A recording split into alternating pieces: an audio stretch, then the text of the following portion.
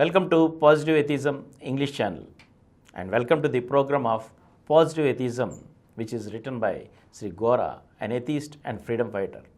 Now I shall continue from where I left in the last episode. Promiscuous mingling blurs racial features and wars and diplomatic negotiation alter national frontiers. There is nothing inherent that binds one to a distinction. Moreover, human love and skill can remove the disadvantages imposed by physical handicaps.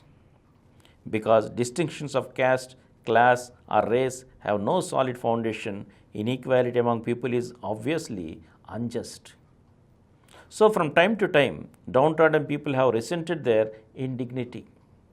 The pains of the flesh here and now have been too real to be soothed long by hopes of bliss in the other world or by the fruits of ultimate success, especially when the downtrodden see their dishonest brethren roll in comfort.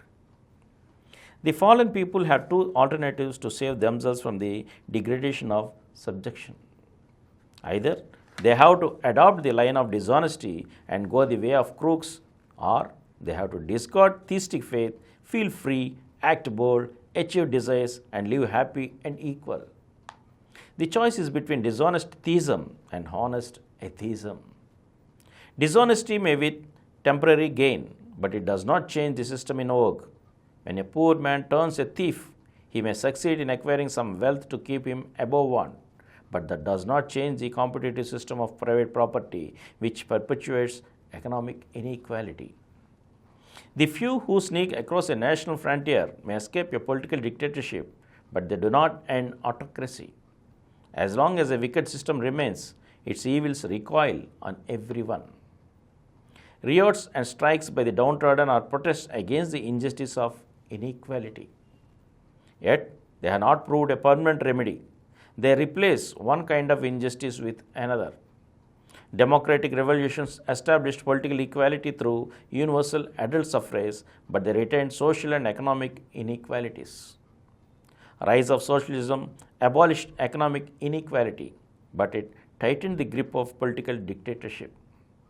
Humanism recognized equality in social respect, but it hardly interfered with the political and economic inequalities. Therefore, the safe and stable method to fight inequality and to abolish downtroddenness is the adoption of atheism.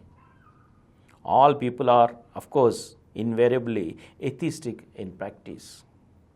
If they think also atheistically, they not only grow honest, but they remove restrictions or initiative, act free, achieve more, and earn comforts.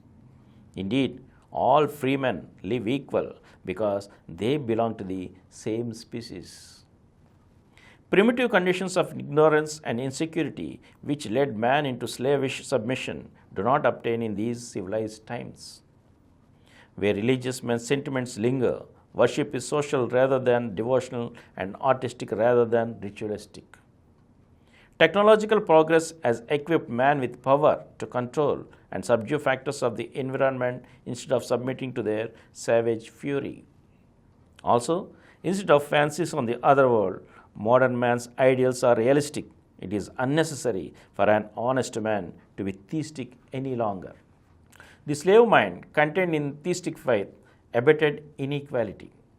By meek submission, slaves permitted capitalists, autocrats, and aristocrats to ride roughshod and made tyrants of their brothers. Tyranny does not end until theism is abolished. So, freedom-loving, honest persons naturally spread atheism in order to rouse the masses against tyranny of any kind. Among such stalwarts were Moses, the Buddha, Socrates, Confucius, Jesus, Muhammad, Voltaire, Marx, and Gandhi. Their contemporaries regarded them as heretics, if not altogether as atheists, and contemporary vested interests persecuted them for disturbing the current systems and beliefs. Miletus accused Socrates as an atheist and condemned him to drink hemlock. Jesus was crucified for uttering blasphemy. Moses, Muhammad, and Marx were banished from their native lands for preaching revolution. Gandhi was assassinated for non-Hindu learning. Nevertheless, heretics of every age were prophets for future generations. Indeed, every prophet was more atheistic than his contemporaries. The atheistic content in the teaching of prophets set more men more free. The release of freedom raised popular rebellions against dishonesty and inequality. Yet, the prophets had to compromise sometimes with the theistic system in vogue in order to communicate with their contemporaries. The Buddha fought superstitious ritual but allowed fatalism to remain. Jesus and Muhammad declared world gods but installed new gods again. Marx demolished religion but propounded materialism with similar logic. To Gandhi goes the credit of translating principles of truthfulness into programs of action, but he spoke in the language of theism. The result of compromise has been reaction.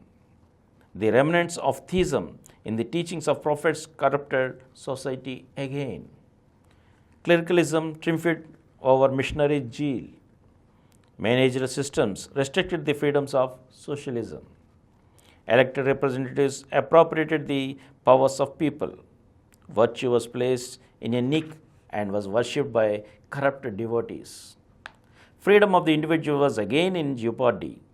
So prophet after prophet and rebellion after rebellion had to rise to cleanse the body politics of the remnants of theism with blood and sweat. The progress of civilization followed the march of atheism. Stable progress is possible when atheism is wholly adopted.